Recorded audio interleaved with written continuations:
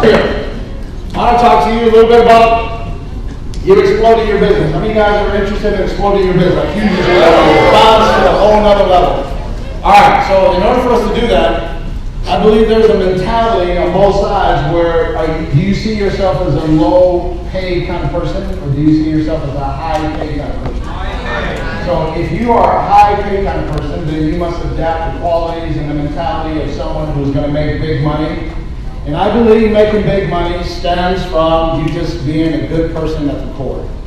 Y'all with me on that? Yeah. I think if you're a good person at the core, I think you stand to make big money because you're a good person. And I believe the man upstairs rewards all those who have a good heart, they intend to do well, they want to help people. And if you want to make big money, you've got to adapt some characteristics that maybe you don't have right now, or work on some of the things that are going on right now that maybe don't serve you.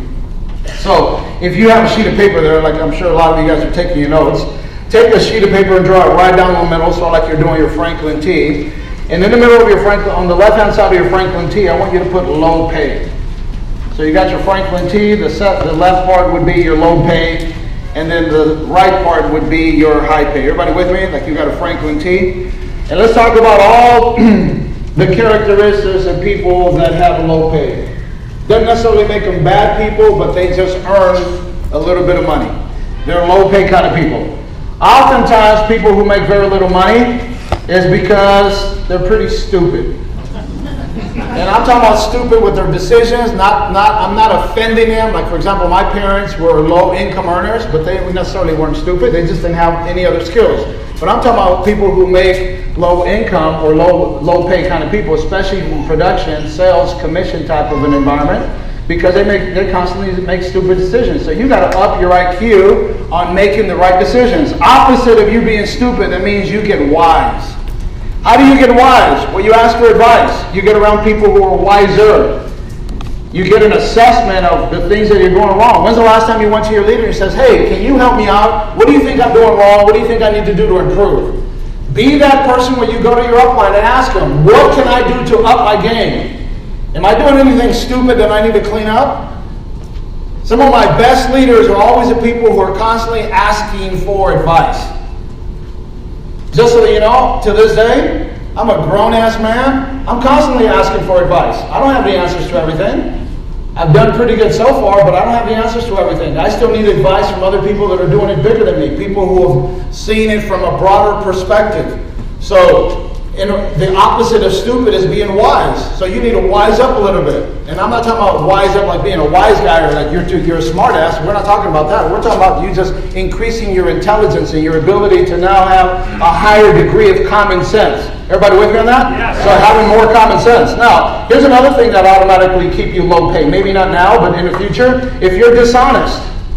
So people who are dishonest, by the nature of you being dishonest, automatically calls you for low pay. Maybe not now. People who are dishonest right now, but it doesn't last. You can't run a business for year after year after year being dishonest and somehow think no one's going to watch or no one's going to find out. So you can't be dishonest. Make sure you have honest dealings with yourself, with your mankind, with people around you. So in order for you to be opposite of dishonest, that means you got to be honest. Are you honest in your dealings? Are you straight up? Do you tell the truth? Be honest. Call it what it is and then improve upon whatever you feel doesn't work for you. Call it what it is. Just be honest. Answer questions with honesty.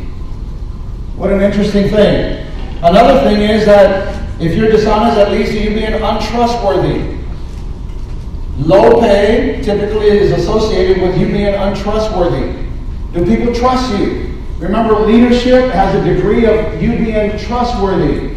But if you're untrustworthy, it's always going to be low pay. The highest paid people are the people who can be trusted. Do your clients trust you? Do your leaders trust you? Do your sidelines trust you? Do your downlines trust you? Are you a trustworthy kind of person? Super important to understand. High paid, you look at all the high paid people in society, they're typically always trustworthy. What a courageous way to live, to be trustworthy. Another thing low pay is that you're selfish. You're in the me business. Let me just tell you, leadership is not about you. It's about what you can do for others. So you cannot be selfish. You got to be unselfish. To this day, I'm unselfish. I feel that I am. I'm unselfish. And I've learned how to do that. I'm unselfish with my time. I'm unselfish with my praise. I'm unselfish with some of the things that are important to my teammates. I'd rather lose $1 but gain your friendship rather than make the $1 and lose your friendship. So many people don't value that. It's just not all about the buck. It's about the effects of what that buck got you, negative or positive. So don't be selfish. Be unselfish. Here's another low-pay thing, especially if you're a man. Yeah, you're fearful. Scared men. If you're fearful, you're typically always going to be low-paid because making big money would scare you. So opposite of you being fearful, that means that you would be courageous. I don't know about you, but kids love courageous figures. Mamas want to raise courageous sons. Teammates want courageous leaders. You need to be courageous. You need to be strong with your dedication to get to the top. You cannot be fearful. Typically, lots of hard work eliminates fear. Hang around people who are strong eliminates fear. Fear is something you buy into. Fear is something that's taught. So you need to be courageous. Another thing that's low pay is that people constantly dislike you. You're a total jerk. So we need to work on your personality. Instead of you being disliked, you need to be likable. Here's the way you can get people to like you. Smile at them. Shake their hand. Look them in the eyes. Give them a compliment. Are you liked or are you disliked? Do your clients like you? Would they do business with you again? Teammates? Do they like the fact that you lead with a good life, with a good example? So you have to be likable. There's another thing for low pay. You're constantly discouraging. You're telling people that it can't happen. So low pay people are constantly discouraging others. It's amazing how so many of us, when we have big dreams and we go to people who discourage our big dreams, and those people are low pay. Oftentimes they're our parents. And God bless them, they don't know any better. But we need to not be taking advice about the big time from people who never intend to go there. My parents had no thoughts about ever going to the big time or being wealthy or being successful. So they're probably not the best people for me to go ask advice of that. So if you're discouraging, you're typically going to be a low pay kind of person. But if you're encouraging, if you tell people they can do it, if you believe in them, if you tell them their gifts, you got to be encouraging people, constantly encouraging them and praising them. Super important. Here's another thing that's low pay is you're constantly criticizing. You look at everybody's weaknesses. You can quickly point out what's wrong. And you criticize with the intent to put down, not with the intent to uplift. So criticism is super low pay. Opposite of criticizing is praising. You catch people doing the right thing. You see someone saying something right and you tell them about it. It's funny, the other day, I have my workout days and I go to the gym and I see a pretty heavy set person there and they're kind of busting in. And I look at them and I go up to them one more time and I said, hey, it's none of my business, but I want you to know that I acknowledge the fact that you're doing something about your situation. Keep going, buddy. I'm proud of you. And you should have seen the face on this guy. He's like, he couldn't believe that someone had noticed that he was in there trying to lose some weight, and he's working on himself, and he's developing, and he's sweating. And I praise him, and I watched him from a distance after I left him, and you could just tell he was trying it even harder. I'm telling you, man, when someone believes in you, that makes all the difference in the world. When someone can say, hey, I believe you can do it. Because the human soul, man, we need to be told that we're special. We all got a sign on our forehead that says, say something nice to me. Say something good to me. Believe in me. Let me know that I'm special. Let me know that I was put on this earth to be somebody. And so few people in the corporate world, typically in education, everybody's about putting you down. The media is about putting you down. You see, the media is constantly putting each other down. The environment out there, the human brain for the last 2,000 years has learned how to just survive. Because it's so tough out there. But there's so few people with you and tell you what's good with you. I want you for one day to try to not say anything negative to see how long you can last. For one day, listen to me, for one day, try to not say anything negative to see how long you last. You know how much years and how much stacking of negative news and information has been poured into our mind, and here we are, we get into this business and we're taught to be positive. So we're fighting this battle. There's this inner struggle with your left side of the brain and the right side of the brain all the negativity from news and social media and parents and people who don't believe in you and people who doubt you and people who say that's not for you. Well, bull, it starts with you.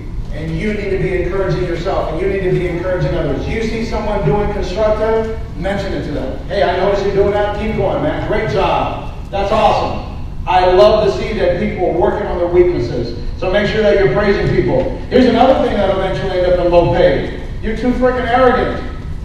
Arrogance is low pay. That you think you're better than everybody. That you know what, doesn't stink. That there's a part of you that's just so caught up with yourself. You know, nothing beats humility. High pay is humility. I've worked on myself, and that's one thing I've told on is, hey man, you're a little arrogant, you're a little cocky, you're a little too much over the edge. And in order for you to get the masses, I'm talking about people on this side, and people on this side, and people far, and people short, and whoever they are, in order for you to get the masses to actually work with you and agree with you, is you got to be surrounded by humility with the way you deal with people. So I've learned on my humility to say, hey, I'm no better than you. I've just done it a little bit longer, but I'll encourage you to do it. So humility is high pay. Here's another thing too. Low pay is that you're boring. There's no energy to you. Let me recommend you just spark some life into yourself. Wake up and just throw your arms up in the air, jump, and say, Lord, thank you for another day. Got a little story to tell you. This morning, my 5-year-old Valentino, he jumps into bed with his mama and me. And he's so fired up because today was the first day of his basketball camp. Right now, he's at Citrus College on a four-day basketball camp. And he was so fired up. And last week, we went to the store and bought him his basketball shoes. And he's convinced me, he says, Daddy, if you buy me these shoes, with these shoes, I can jump higher. He's already closing me on, if I buy him a certain kind of shoes, they're like $15 more. I'm a cheap ass. I'm like, no, son, we're not going to. You jump higher first, and then I'll buy those for you. And you need to make sure you go to practice. And I said, you go to practice, I want you to look at the coach, and I want you to pay attention. I want you to be coachable. Remember how Papa always teaches you how to be coachable? So he went up today. One of my buddies took him there to his basketball camp, and he shot me a video there.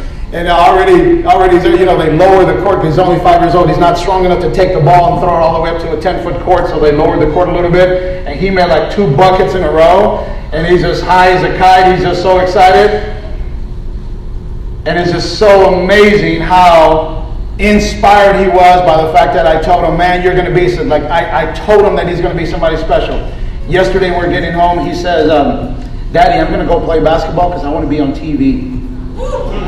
He's 5 years old and the dreams are like this big. They're just so committed to being somebody. He watches LeBron or he watches Steph Curry on TV or he watches all these NBA basketball players, and right now his mind is so fertile with the belief that he can be there one day. And the problem is we have people in society that starts knocking his belief.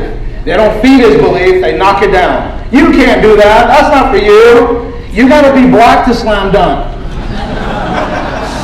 They say that. That's not for you. They're too athletic. They're too fast. No, bullshit. We're going to do it. We're going to work on it. It takes dedication. It takes work. It takes encouragement. It also takes some money from Daddy to send him to camps where he would get an advantage. Just playing out in the playground, that don't cut it anymore. Just athletes are too advanced now. They got nutritionists. They have psychologists. They have mechanics coach. Put your arm like this, take your arm, and then go up, and then throw. They got all these coaches for different things.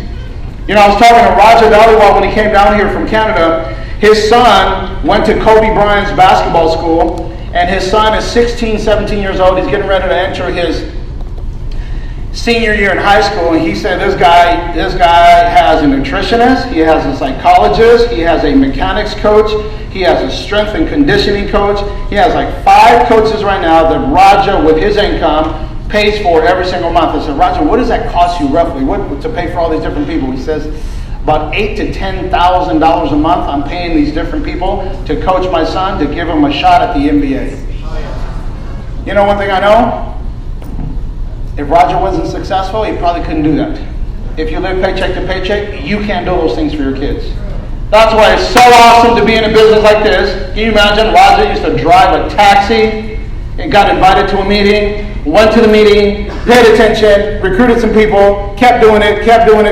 His income has exploded. Now his kid, because of his daddy's actions, has a shot at the bigger time. He says, Dad, my goal in life is to make more money than you. And the only way I know that I can do that is in the NBA, because I'm probably not going to do better at WFG than you. So we kind of figured that out. But I look at that as like, what a freaking awesome opportunity. Because you go on appointments, because you recruit some people, you have an opportunity to lift your kids to a whole nother level. How many of you guys right now have kids? Okay, how many of you guys want your kids to be superstars in life? Do you know that it takes money? Do you know that it takes money? If you want to be an actor or you want to do piano lessons, all that takes money. It's funny how we go to appointments and we sit down with clients and every parent thinks their kid is smart, they're going to get a scholarship.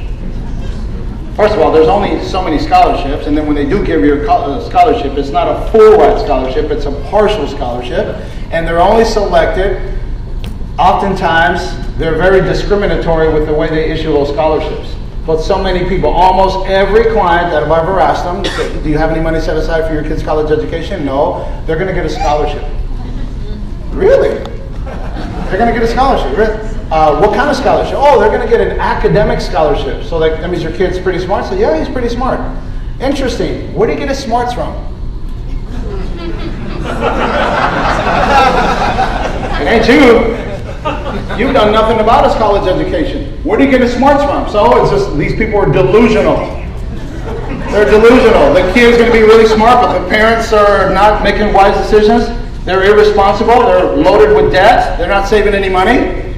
They're employees for the whole lifetime and think they're going to be at that company for the rest of their life. That's delusional. So we need to be, back to my point here, we need to be exciting. We need to be exciting people, not boring people.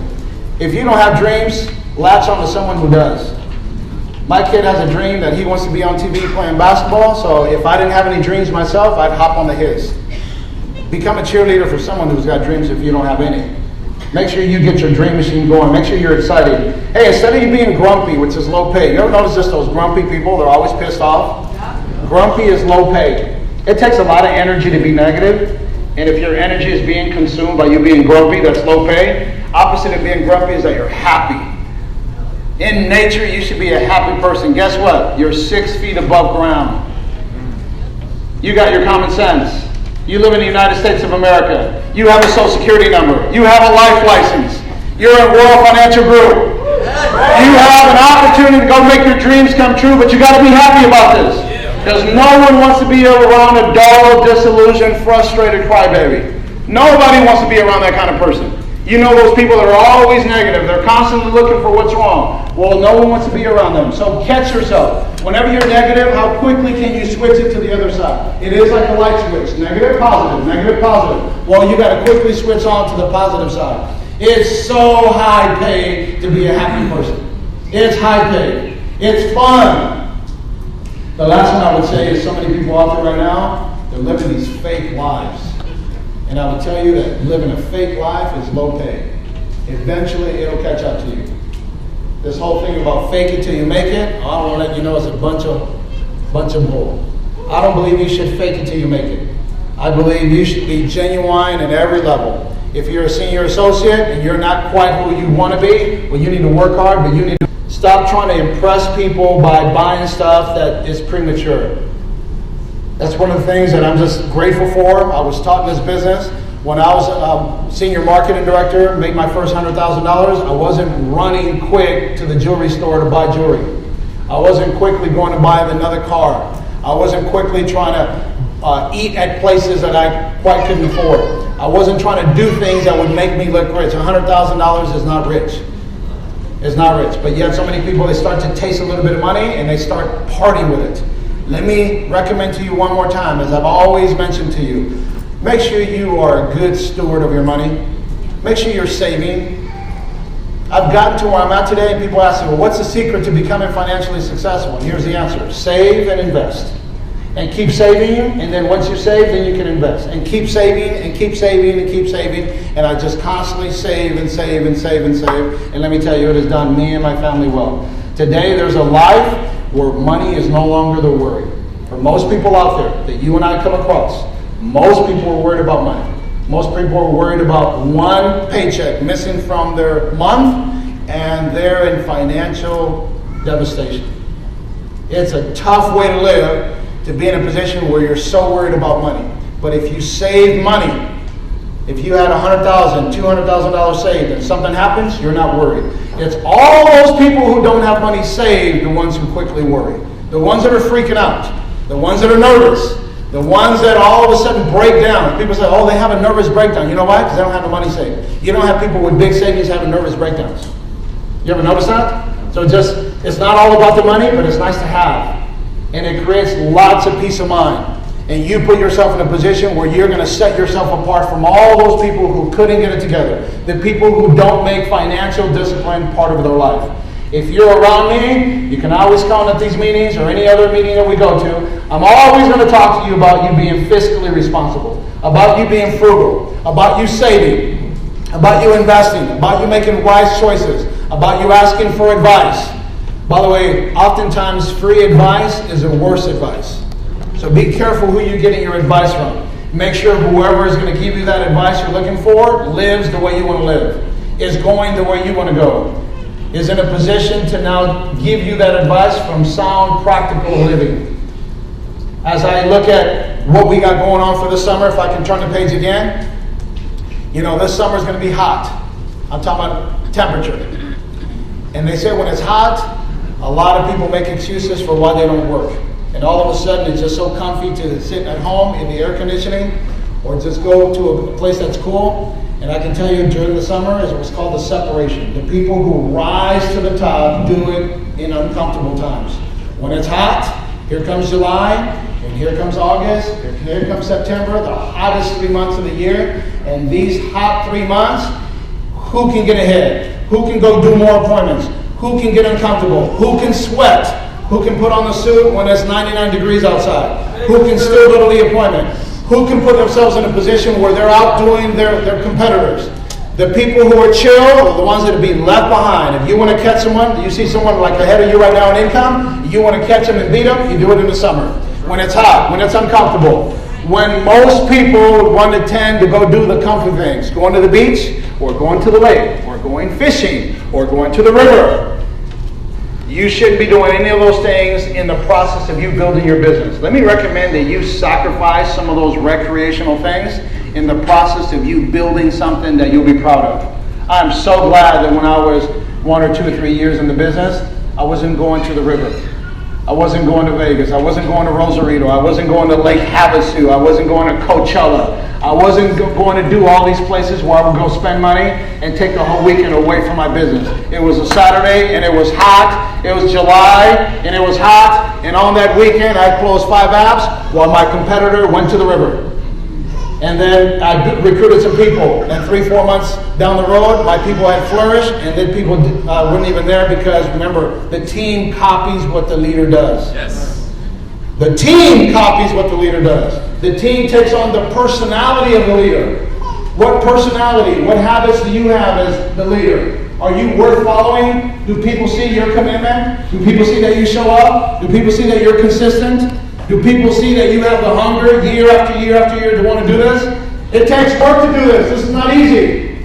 But it's so much easier once you get the momentum, once you gain traction, once you get a few good people. Remember, all of you that are SMDs, or all of you that are not SMDs, you're one recruit away from an explosion. And you don't know when they're going to come. You don't know if you're next 17 recruits, or your next 5th recruit, or 27th recruit. But we know that they're coming. And if you increase your velocity of talking to people, here's what I can tell you in closing right now. Ready? Here we go. Tomorrow, many of you guys are going to have a BPM. Or Wednesday, you're going to have your BPM. I challenge you, as soon as you leave this meeting, I want you to contact the 3 people you've been thinking about, and I want you to commit those 3 people to your meeting tomorrow or Wednesday. And if you make immediate massive action, you take the information I just gave you right now, and tomorrow, you show up with 2 or 3 guests that otherwise you wouldn't have had, and I believe your business can explode. And here's the deal: you want to win this week. Today's Monday. This week, from Monday to Sunday, I challenge all of you out here to go knock out 10 KTPs. Who can commit to doing 10 KTPs from now to Sunday? Who can absolutely do 10 KTPs? All right, if you can do 10 KTPs, I want you to connect with your leader. So like, for example, your leader is Daryl Ross, and then Ross is going to send me your name, your code number, and I'm going to monitor that to see what kind of performance you have. Whoever can do 10 KTPs a week during the summer months and can pick off 1 or 2 or 3 direct recruits, we'll see at Wealthful, we'll be parading you and making a big deal of how successful you become, and it's incredible what can happen in your life. Put a few of these years together, 1, 2, 3 years of this kind of activity together, and you'll make your dreams come true, you'll become debt-free, and you'll live this American dream we're all after. Thank you so much. Have a great afternoon.